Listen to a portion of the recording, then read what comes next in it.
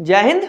Article 32 हम लोग इससे पिछले क्लास में पढ़ चुके हैं, जिसमें हमने बोला था कि आपके मौलिक अधिकारों का, यानी कि हमारे मौलिक अधिकारों का अगर कोई हनन कर रहा होता है तो हमें सुप्रीम कोर्ट जब जाना होता है तो किस आर्टिकल को लेकर के जाते हैं, तब हम आर्टिकल 32 के तहत जाते हैं, जिसके तहत हमने पढ़ा था 5 प्रकार के रेट हम इसके तहत निकाल सकते हैं, जिनमें हम लोगों ने बंदी प्रत्यक्षीकरण पढ़ा था, परमादेश पढ़ा था, को वारंटो यानी कि अधिकार परीक्षा पढ़ा था, उसके बाद उत्प्रेषण पढ़ा था और सर्टेरियर।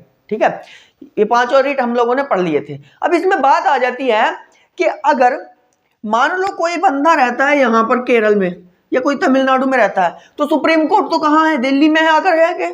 ठीक है, सुप्रीम कोर्ट तो दिल्ली में आकर के है ना, तो जो ये बंदा है ये कहाँ जाएगा, दिल्ली इतने में आएगा, इतने तो इसका घर वाले किसी भी पर्सन को अगर उठा रखा होगा पुलिस ने तो इतने में तो बहुत ज्यादा उसको पिटाई हो जाएगी, कई दिन लग जाएंगे, इसको आने जाने में कई दिन लग जाएंगे।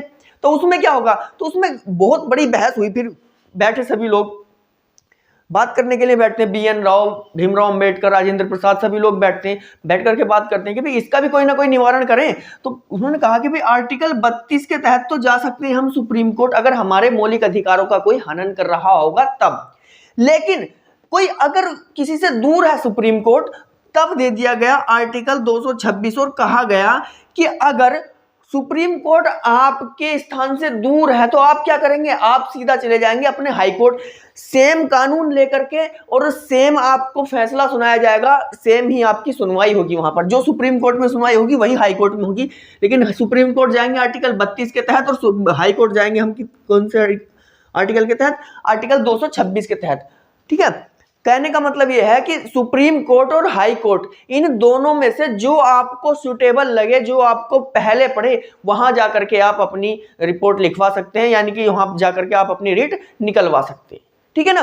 अब मान लो यूपी का गाजियाबाद है या हापुड़ जिला है यूपी का, या नोएडा है। ठीक है, अभी नोएडा यहाँ दिल्ली के आसपास में ही है, गाजियाबाद हापुड़ यहाँ आसपास में ही है। अब ये लोग कहाँ जाएंगे, इलाहाबाद तो जाएंगे नहीं हाई कोर्ट, ये सीधे कहाँ चले जाएंगे, सुप्रीम कोर्ट चले जाएंगे, नहीं तो कोई दिक्कत ही नहीं है। ठीक है, तो चलिए अब इसमें बात आ जाती है कि कौन सी स्थिति होती है जहां हाई कोर्ट सुप्रीम कोर्ट से बड़ा हो जाता है। ठीक है, अब क्या ऐसी भी कोई स्थिति है जहां बेटा बाप से बड़ा हो जाता है, ऐसी भी कोई स्थिति है कि बेटा बाप से बड़ा हो जाता है। अब देखिए यहां पर, ठीक है, हाई कोर्ट और सुप्रीम कोर्ट, हाई कोर्ट और सुप्रीम कोर्ट। देखिए सुप्रीम कोर्ट क्या करेगा, जब मूल अधिकारों का हनन हो रहा होगा, मूल अधिकार, ठीक है ना, सुप्रीम कोर्ट केवल और केवल जब मूल अधिकारों का हनन हो रहा होगा तब रीट निकाल सकता है। लेकिन हाई कोर्ट मूल अधिकारों के अलावा और भी जो अन्य अधिकार होते हैं उनके लिए भी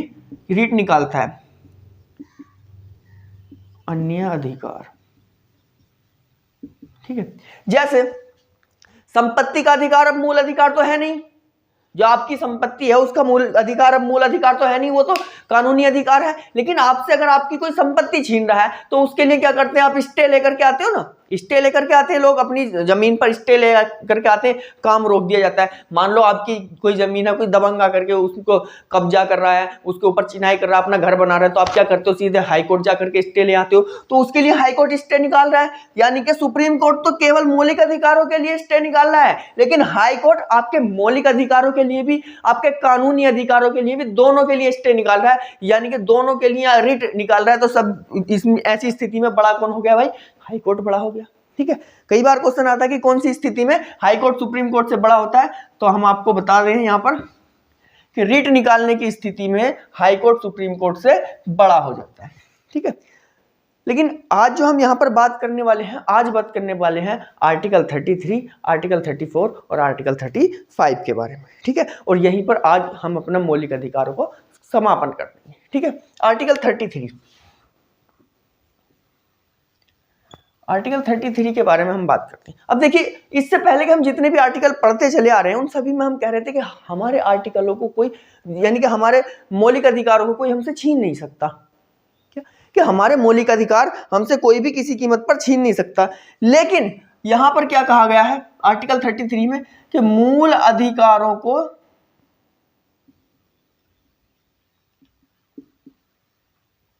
सीमित किया गया है, सीमित किया गया है। किस किस के मूल अधिकारों को सीमित किया गया है या कहां कहां आपके मूल अधिकारों को सीमित किया गया है, ये यहां पर समझना है। एक तो कंटेनमेंट जोन होते हैं, जो कंटेनमेंट एरिया होते हैं, जैसे कि कोरोना में जिस एरिया में ज्यादा मरीज निकल आते थे कोरोना के, तो उसको एक कंटेनमेंट बना दिया जाता था। अब जो कंटेनमेंट एरिया बनाया जाता था उसमें लोगों की आवाजाही बिल्कुल खत्म हो जाती थी। किसके तहत? आर्टिकल 33 कहता है कि जो कंटेनमेंट एरिया होगा वहां आपकी आवाजाही नहीं होगी। आप वहां नहीं कहोगे कि हमें अभिव्यक्ति की आजादी, हम कहीं भी आ सकते हैं, कहीं भी जा सकते हैं। आर्टिकल 19 हमको कहता है, आर्टिकल 19 के 6 खंड हमको कहते हैं, 6 क्लोज हमको कहते हैं कि हम कहीं भी आ सकते हैं, कहीं भी कुछ भी बात कर सकते हैं, कुछ भी बोल सकते हैं। नहीं, आर्टिकल 33 कहता है कि अगर कंटेनमेंट एरिया होगा, यानी कि सैनिक छावनी, कंटेनमेंट होता है सैनिक छावनी, यहाँ पर जहां पर सैनिक लोग होते हैं वहां पर आपको ज्यादा बिना परमिशन के आपको आने जाने की आजादी नहीं दी जा सकती। ठीक है, क्लियर है। इसमें देखो किस किस की मूल अधिकारों को सीमित किया जाता है। एक तो सेना के मूल अधिकारों को सीमित कर दिया जाता है। सेना के किस तरह से? भाई आपका अगर बड़ा ब्रिगेडियर है, वो ऊपर बैठा है और आपको कह रहा है कि आप नीचे बैठो, तो बैठना पड़ेगा। वहां नहीं बोलोगे कि भाई समान समता या समानता का अधिकार है। आपका ब्रिगेडियर आपको कह रहा है ना कि ये गोली चलाओ, तो चलानी पड़ेगी। वहां नहीं कहोगे कि हम अपनी मर्जी, पर्सनल लिबर्टी, हम अपनी मर्जी से चलाएंगे, जो भी करेंगे, नहीं कह सकते, क्योंकि सेना का क्या कर दिया गया है? मौलिक अधिकारों को सीमित किया गया। उसके बाद गुप्तचर, हमारा जो हमारा सीबीआई है, आईबी है, रो है, ठीक है, ये गुप्तचर ही तो होते हैं, गुप्तचर। ठीक है, जैसे कि गुप्तचर, सीबीआई, रो, आईबी, अब इनको नहीं आजादी नहीं है इनको कि ये आकर के देश में हल्ला काटने लगे कि हमने पाकिस्तान में जाकर के ये किया, हमने इस देश में जाकर के ये किया, हम इस तरह से चोरों को पकड़ा। नहीं बता सकते। यहां तक कि ये तो अपनी पहचान भी नहीं बताते किसी को कि कौन बंदा रो एजेंसी से होता है, किसी को पता नहीं चलता। भिखारी तक का रूप लेकर के जाना पड़ता है इन लोगों को। बहुत अच्छे से देश की सेवा करते हैं ये लोग, भिखारी का रूप लेते हैं, या भिखारी बन करके भी। अब इतना पैसा कमाने वाला कोई आदमी बनना चाहेगा भिखारी? लेकिन ये देश के लिए क्या करते हैं? भिखारी तक बन जाते हैं, देश के लिए, अपने देश के लिए भिखारी बन जाते हैं। भूखे प्यासे रह करके देश की रक्षा करते हैं। दूसरे देश में जाकर के गुप्तचर हमारे दूसरे देश में जा करके क्या करते हैं? दूसरे देश में जाकर के अपने देश की रक्षा करते हैं, होते हैं गुप्तचर। इनको अधिकार नहीं है कि किसी को अपनी पहचान बताते फिर, पहचान नहीं बताते हैं। क्या आर्टिकल 33 कहता है? ठीक है, अब ये नहीं कहेंगे कि हमें हमारे मौलिक अधिकार कह रहे हैं कि हम कुछ भी कर सकते हैं। नहीं, नहीं कर सकते भाई, क्योंकि आर्टिकल 33 बार बार कह रहा है, ठीक है ना, कि आपकी जो मूल अधिकार है उनको सीमित कर दिया जाएगा। क्या कर दिया जाएगा? सीमित कर दिया जाएगा। उसके बाद एक आते हैं हमारे राजदूत। राजदूत आईएफएस होते हैं ना हमारे, इंडियन फॉरेन सर्विस, ठीक है, यूपीएससी से निकलते हैं, इंडियन फॉरेन सर्विस। हर एक देश में भारत का राजदूत है और हर एक देश का राजदूत भारत के अंदर है। क्या होता है, जैसे कि हमारे देश के लोग दूसरे देशों में रह रहे हैं, जाकर के काम कर रहे हैं, उन्हें आना जाना, उन्हें कोई परेशानी होती है, उनकी परेशानी को कौन सुनता है? हमारे देश का राजदूत। हमारे देश का राजदूत सुनेगा। हर जगह एम्बेसी होगी हमारे देश की, हर देश में हमारे देश की एम्बेसी होगी, उसमें हमारा एक एम्बेसडर बैठा हुआ होगा, जिसको हिंदी में बोलते हैं राजदूत। वो अपने देश के बारे में ज्यादा नहीं बता सकता वहां पर जाकर के, ठीक है। उसके बाद बात आ जाती है मीडिया की। मीडिया जो कि सबसे ज्यादा उल्लंघन करते हैं, ये सबसे ज्यादा उल्लंघन करता है मीडिया।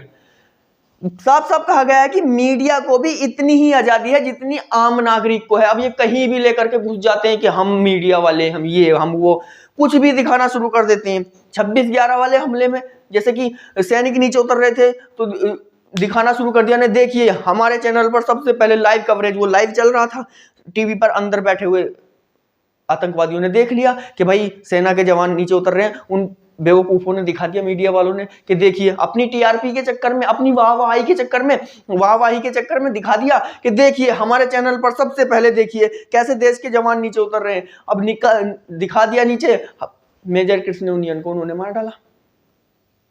किसकी गलती से? मीडिया की गलती से। इन्होंने दिखा दिया, अंदर बैठे उन आतंकवादियों ने उसको देख लिया कि साहब सेना आ गई है।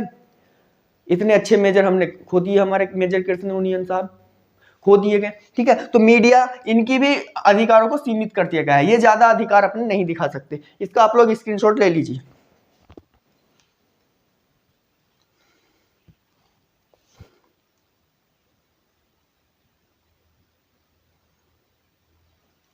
चलिए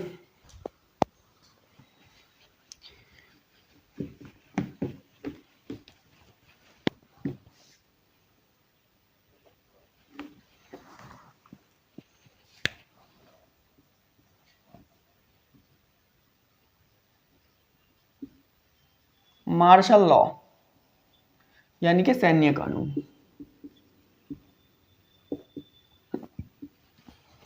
आर्टिकल 34 कहता है कि सैन्य कानून यानी कि मार्शल लॉ जहां लग जाएगा वहां पर मूल अधिकार सीमित हो जाएंगे। ठीक है, क्या हो जाएंगे? मूल अधिकार सीमित हो जाएंगे, आप कहीं भी आ जा नहीं सकते। जैसे कि मान लो किसी गांव में ज्यादा बड़ा झगड़ा हो जाता है ना, तो वहां छावनी बन जाती है, बहुत सारे सेना आ जाती है, वहां पर सैन्य कानून लग जाता है, तो आपके आना जाना भी बिल्कुल बंद हो जाता है, घर में बंद कर दिया जाता है सभी को, वो होता है मार्शल लॉ। बस साफ साफ इसमें कह दिया गया है कि सैन्य कानून लागू होने पर मूल अधिकार सीमित कर दिए जाते हैं, मूल अधिकार सीमित कर दिए जाते हैं, कर दिए जाते हैं।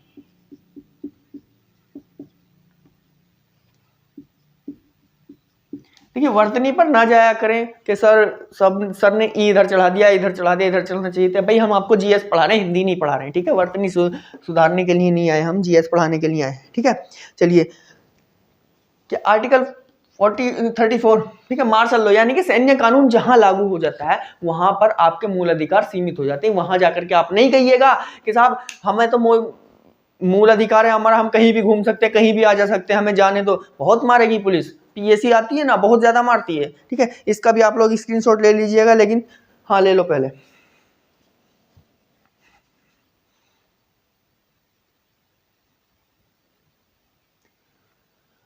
चलिए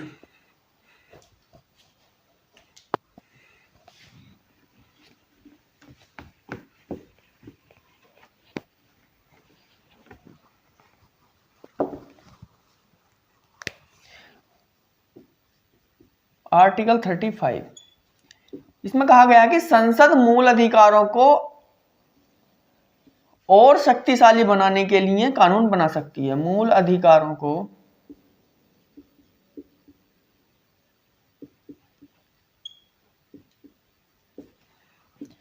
और शक्तिशाली बनाने के लिए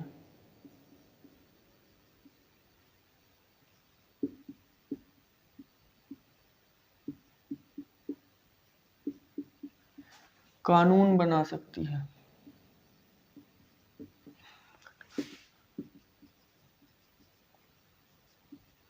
देखिए, आर्टिकल 12 जब हम लोग पढ़ रहे थे तो आर्टिकल 12 में साफ साफ कहा गया था, आर्टिकल 12 में बोला गया था मूल अधिकारी की परिभाषा के बारे में, और साफ साफ बोला गया था कि राज्य यानी कि स्टेट का मतलब था कि स्टेट गवर्नमेंट, लोकल अथॉरिटी और सेंट्रल गवर्नमेंट, कोई भी सरकार ऐसा कोई कानून नहीं बनाएगी जिससे कि किसी के मूल अधिकारों का हनन होता हो। और इस आर्टिकल 35 में साफ साफ कह दिया गया कि संसद मूल अधिकारों को और अधिक शक्तिशाली बनाने के लिए कानून बना सकती है। यानी कि ऐसा कोई कानून नहीं बनाना है जिससे कि किसी के मूल अधिकारों को ठेस पहुंचे। हाँ, ऐसा कानून बना सकते हैं जिससे कि किसी का मूल अधिकार शक्तिशाली बन जाए, किसी के क्या सभी के मूल अधिकार शक्तिशाली बन जाए, ऐसा कानून बना सकते हैं। ऐसा नहीं जिससे कि किसी के मौलिक अधिकार को ठेस पहुंचे। ठीक है, क्लियर है? ये था हमारा मूल अधिकार, आपके क्लियर हो गए हैं। 9 क्लासें हमने मूल अधिकारों की आपके चैनल पर डाल दी हैं। जिसने भी क्लासेस हमारी नहीं देखी हैं जा करके चैनल पर देख लीजिए, चैनल को सब्सक्राइब कर लिए, वीडियो को लाइक कर दीजिए, और अपनी वीडियो में जो पार्ट आपको अच्छा लगा और जो खराब लगा उस सभी को कमेंट में पिन कर दिया करें। और किसी का अपना भी अगर कोई टॉपिक हो, चाहते हो कि सर इस टॉपिक पर हमारे लिए एक वीडियो बना दीजिए, तो आप कमेंट में बता दिया करें, हम वीडियो बना देंगे। जैसे कि एक बच्चे ने हमें स्पेशली कॉल करके बोला था कि सर आप जलप्रपात पढ़ा दीजिए, वाटरफॉल पढ़ा दीजिए। हमने वाटरफॉल की क्लासेस उस बच्चे के लिए डाल दी थी, आप लोग भी जाकर के उसको देख लीजिए।